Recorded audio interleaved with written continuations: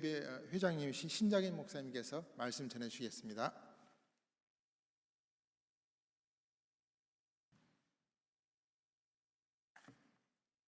할렐루야.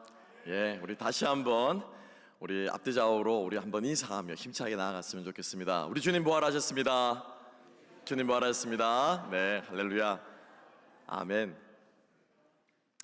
하나님께서 오늘 많은 예배도 있을 것입니다. 아마 새벽부터 또 1부 예배, 2부 예배, 3부 예배, 4부 예배 좀 많은 예배들과 또 섬김과 있을 터인데 오늘 이 저녁 예배만큼은 특별한 시간인 것 같습니다. 왜입니까? 연합하는 시간이라는 것이죠. 하나 되는 시간이라는 것이죠.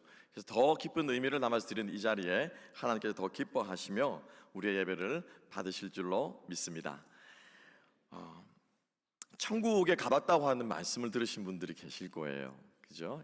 가보신 분은 손이 올라간 겁니까? 저는 가보지 않았습니다. 1985년경에 펄시 콜레라고 하시는 분이 내가 가본 천국이라는 제목으로 번역된 책이 있습니다. 그죠? I walked in heaven with Jesus. 예수님과 함께 천국을 걸어보았다라고 하면서 천국을 가봤다라고 하는 사람들의 간증이나 그런 것들 아마 여러분들 많이 들어보셨을 겁니다. 저는 궁금합니다. 죽었다가 천국을 가서 우리가 임상체험이라고 그러죠. 반죽음 상태에서 천국을 갔다 오신 것일까? 아니면은 기도를 하던 중에 천국을 갔다 오신 것일까? 어떤 과정을 거쳐서 천국을 갔다 왔을까? 라는 생각이 그런 분들의 이야기나 그런 것들이 들릴 때마다 제 마음속에 그런 생각이 떠오르곤 합니다. 천국에 가봤다라고 하는 사람들은 더러더러 있는 것 같지만 오늘 우리가 읽었던 나사로와 같이 죽었다가 살아났다고 하는 사람의 이야기는 아마 들어보신 분이 없지 않을까 생각이 됩니다. 우리 예수님 말고, 그죠? 혹시 주변에 그런 분 계십니까? 없을 거예요, 그죠? 오늘의 나사로는 예수님께서 사실은 십자가에 달리시기 이전에 요한복음에 의하면 가장 마지막으로 행하신 기적이 바로 이 나사로를 살리는 사건이었습니다. 그리고 저는 주일날 설교를 할 때 우리 성도님들께 항상 주문을 합니다. 요구를 하는 게 눈을 부릅뜨고 성경을 보십시오. 성경을 가까이 하고 보십시오. 그러면은 전에 보이지 않던 것들이 보일 것입니다. 전에 몰랐던 부분들이 깨달아질 것입니다. 라고 하는 잔소리 아닌 잔소리를 많이 합니다. 여러분, 나사로가 무덤에서 나오는 이야기는 많이 들었습니다. 부활절 하면 단골 설교고요. 그리고 또 더러더러는 장례식장에서도 이 무덤 앞에 슬퍼하시는 주님의 모습을 가지고 설교 말씀을 많이 들어보았을 것입니다. 그러나 여러분, 오늘 우리가 조금만 더 눈을 부릅뜨고 말씀을 가까이 하고 새로운 눈으로 오늘 이 말씀을 바라보면 놀라운 은혜가 하나님께서 우리에게 특별히 이 부활의 날에 참 부활의 의미가 무엇인지를 깨닫게 해주는 은혜가 있을 줄로 믿습니다. 자, 여러분 한번 생각해 보십시다. 죽은 지 3일이 지났습니다. 예수님께서는 의도적으로 늦추셨습니다. 나사로가 병들었다는 이야기를 듣고 예수님은 이틀을 더 유하시는 바람에 병을 고칠 수도 있었던 나사로는 그만 죽어버렸습니다. 그래서 마르다와 마리아 자매의 그 많은 원망을 주님께서 고스란히 또 안으시면서 무덤에 앞에 서셔서 이제 마지막으로 돌을 굴려서 막으면은 우리 주님께서 이 죽음 가운데 장사 지낸 것처럼 이제 장례식장이 끝나는 것입니다. 그래서 마지막으로 돌문으로 막기 전에 예수님께서 그 무덤 앞에 서서 외치십니다. 뭐라고 하십니까? 나사로야, 나오너라. 나사로가 나옵니다. 그리고 나서 주님께서 두 말씀을 하십니다. 오늘 여러분과 사실 생각해 볼 것은 주님의 이 두 마디 말씀입니다. 첫 번째 말씀은 무엇입니까? 풀어놓아라 라고 말씀하셨어요. 두 번째는 무엇입니까? 다니게 하라 라고 말씀하셨습니다. 왜 예수님은 풀어놓아라 라고 말씀하셨을까요? 왜 예수님은 나사로를, 그렇지 않습니까 여러분? 상상을 해봅시다. 예수님은 부활하셨을 때 어떻게 부활하셨습니까? 어떻게 부활하셨죠? 그분을 몸을 쌌던 그 수위가 그대로 객혀있는 채로 주님은 빠져나오셨습니다. 오늘 제가 설교 시간에 말씀드렸지만 제가 이 자리에서 그냥 싹 없어진다고 그러면은 순간적으로 제가 없어진다고 그러면 아마 제 옷만 이렇게 싹 남아서 폭삭 주저앉아 앉을까 싶습니다. 성경에서는 객혀 있었더라 라고 말합니다. 그래서 몸만 그대로 거기서 어떻게 해요? 수위에서 빠져나오신 것이죠. 분명히 주님은 그렇게 하실 수 있는 분이셨습니다. 나사로가 나오는데 나사로야 나오라 라고 하는데 나사로가 어떻게 나왔다고요? 이렇게 싹 수의를 다 벗어버리고 몸만 빠져나온 것이 아니라 어떻게 해요? 여러분 아마 이제 막 몸서리가 치기 시작할 겁니다. 이건 뭐 좀비 영화, 뭐 호불호 영화입니다. 저 칭칭 감고 미라처럼 나사로가 걸어 나오는 거예요. 그렇지 않습니까? 왜 나사로를 깨끗하게 완전하게 성한 몸으로 나오게 하지 않으시고 그 붕대를 칭칭 감은 그 수위를 감은 그 몸으로 마치 어설프게, 마치 귀신 영화처럼, 마치 무서움을 조장하는 것처럼 그런 모습으로 나오게 하셨냐라는 거예요. 여러분 혹시 생각해 보신 적 있으십니까? 아마 오늘 저녁에 꿈에 붕대를 감은 나사로가 나오지 않기를 바랍니다. 거기에 우리 주님의 이유가 있었다는 것이죠. 어떤 이유입니까? 풀어놓으라라고 하는 이 말씀을 하시기 위함이라는 것입니다. 나사로의 죽음을 상징하는 것은 바로 그의 몸을 칭칭 감고 있는 그 수였다는 것입니다. 그것을 주님께서 그것을 풀어놓으라라고 말할 때 리오라고 하는 말이 동사인데요. 풀어놓다라고 하는 말, set free라는 거, release라고 하는 이 단어인데 이게 그냥 일반적으로 쓰면은 그냥 풀어놓다라고 하는 뜻이에요.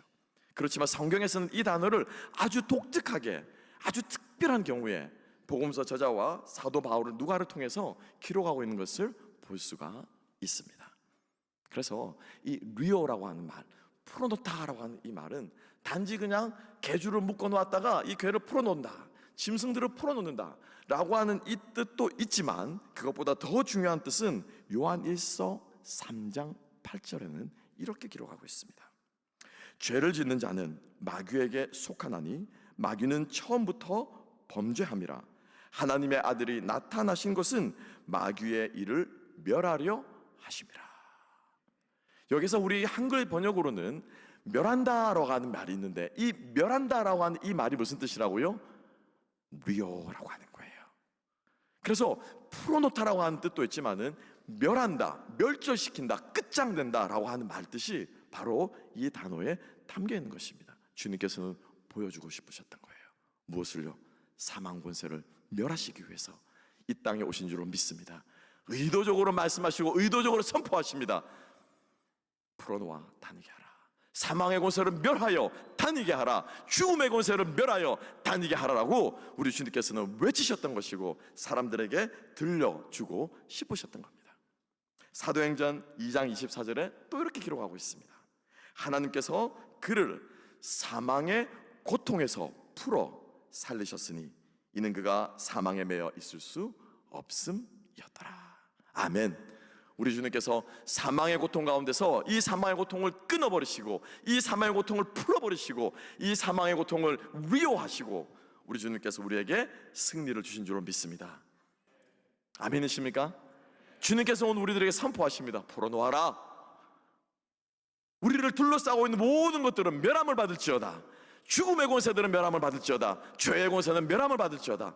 주님께서 이 저녁에 우리의 심령에 선포하고 계신 줄로 믿습니다. 여러분, 우리를 감고 있는 것이 무엇입니까?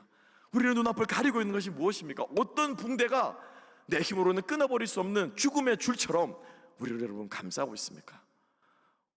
우리 목사님들의 제 눈에는 많이 보이면 제가 목사니까 보이는데 이 목회가 어떤 때는 참 이 붕대처럼 느껴질 때 있습니다. 우리 몸을 꽁꽁 묶고 있는 우리 힘으로 어떻게 할 수 없는 것처럼 보일 때가 있습니다. 우리의 직장이 그렇게 보일 때가 있고요. 그렇지 않기를 바랍니다만은 제가 이 유튜브 영상을 보다가 어떤 집사님이 아주 집사님인지 하여튼 아주 열심히 뜨겁게 기도하면서 아내를 위해 기도하는 거예요. 그래서 막 기도하면서 주님 저희 아내를 지금 괴롭히는 모든 것들로부터 저희 아내로부터 그 괴롭히는 것들이 사라지게 해주십시오. 그랬더니 자기가 싹 사라져 버리는 거예요.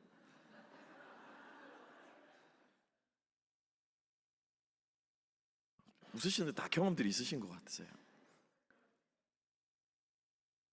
우리를 힘들게 하는 것들이 있다는 거죠. 우리를 묶고 있는 것들이 있다. 우리의 힘으로 풀 수 없는 이것들을 우리 주님께서 이 저녁에 명령하시기를 소망합니다. 풀어질지어다. 풀어놓을지어다. 사망의 권세를 이기는 저와 여러분 될 수 있기를 주님의 이름으로 축복합니다.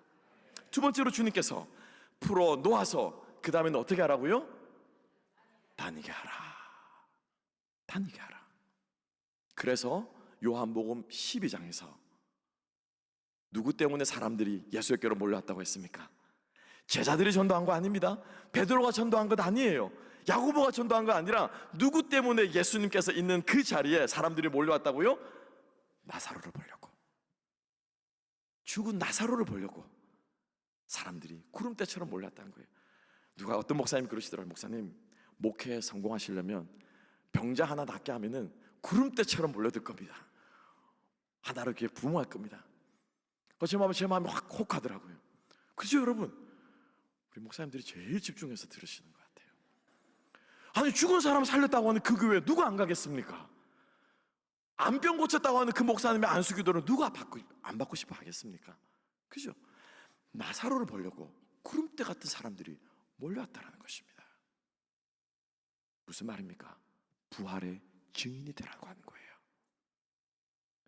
부활을 경험할 뿐만 아니라, 사망의 올무를 놓은 이 부활을 경험할 뿐만 아니라 이 부활의 증인이 되라고 예수님께서는 나사로를 다니게 하신 것입니다. 여러분 생각해 보세요. 무덤에 갇혀 있다가 눈을 떴을 때, 그죠? 저벅저벅 그 걸음을 걷고 무덤을 나왔을 때, 예수님이 부활했다는 그 소식을 들었을 때 누가 가장 예수님의 그 부활 소식을 가슴 깊이 공감할 수 있었을까요? 누굴까요? 그죠? 며느리의 마음은 누가 제일 잘 압니까? 남편도 몰라요. 그 누구도 모릅니다. 누가 제일 잘 압니까? 시어머니가 제일 잘 압니다. 왜요? 당신도 며느리 생활을 해보셨기 때문이에요. 주님의 그 부활을 가장 현실적으로, 그죠? 손에 잡히게 감각적으로 경험할 수 있던 사람은 아마 이 세상에 나사로가 유일한 사람이지 않을까 싶습니다. 주님께서는요, 부활을 경험한 나사로가 그 부활을 넘어서서 바로 부활의 증인 되기를 원하셨다라고 하는 것입니다. 여러분, 우리 모두가 부활의 증인 되기를 주님의 이름으로 축복합니다. 여러분, 그러면 어떻게 하면 부활의 증인이 될 수 있을까? 여러분, 증인의 요건이 무엇입니까? 어떤 사람을 증인으로 세웁니까? 그 사건을 어제 제가 신문 기사를 듣고 봤는데, 이 사건이 며칠 전에 일어난 사건이군요. 내가 그 사건, 그 사람 내가 잘 아는데 얼마 전에 그 사람이 이런 말을 했던데, 정보들을 가지고 있는 사람, 뉴스를 들어서 알고 소문을 들어서 알고 오래전부터 그 사람을 알고 있었던 이런 사람을 증인으로 세우지 않습니다. 증인의 요건은 무엇입니까? 그날 그 자리에 그 현장에 있었던 사람이라는 거예요. 그 사건에 직접적으로 연관된 사람이라는 거예요. 그 범인이 한 말을 들었던 사람이라는 거예요. 그 범인이 어떤 사람들이 속속들이 알고 있는 그 사람을 우리는 누구로 세웁니까? 증인으로 세운다라는 거예요. 우리가 주님을 찬양한다고 해서 부활의 증인이 되는 거 아닙니다. 주님 부활하셨습니다, 주님 부활하셨습니다 외치는 자가 부활의 증인이 아니라 그 부활을 어떤 사람이요? 경험한 사람만이 증인이 될 수 있을 줄로 믿습니다. 주님께서 우리를 증인으로 부르십니다. 부활을 외치는 자, 부활을 경험하여 그것을 증거할 수 있는 사람들로 우리 한 사람 한 사람을 부르십니다. 여러분, 그러면 부활을 경험하는 것은 무엇입니까? 우리는 무덤에 들어갔다 나오지 않았습니다. 우리는 죽었다 살아난 사람들이 아니에요. 어떤 경우에는 우리는 불치의 병으로 거의 사망 선고를 받고 살아온 분도 계시지만 저는 그런 사람도 아닙니다. 여러분, 부활을 경험한다는 것이 무엇입니까? 바로 다름 아니라 부활의 본질이요, 부활의 가장 중요한 에센스라고 할 수 있는 생명, 이 생명이 어떠한 것인가를 경험한 사람, 그 사람이 바로 부활을 경험한 자일 줄로 믿습니다. 여러분, 어떤 게 생명입니까? 내 주변에 사람들이 살맛이 나야 돼요. 그죠? 내 주변에 사람들이 우거지상을 하고 있어가도 웃음꽃이 펴야 되는 거예요.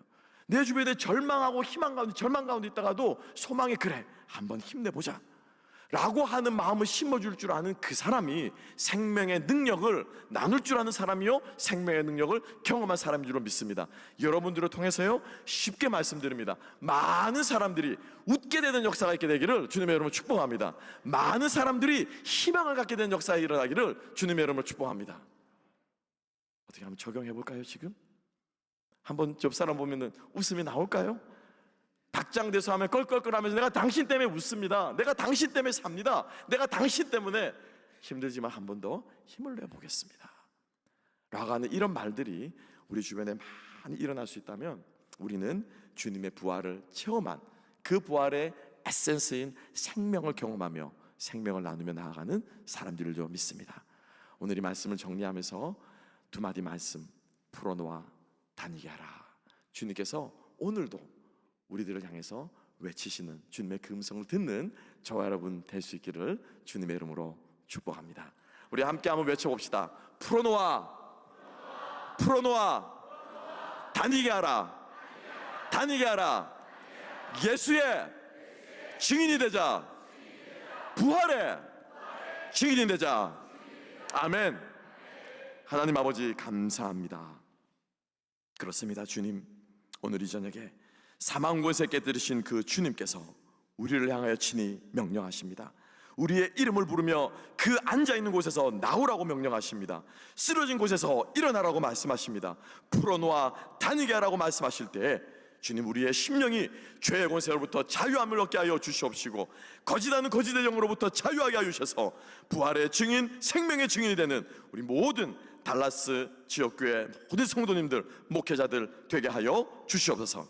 감사하며 모든 말씀 예수님 이름으로 기도합나이다. 아멘.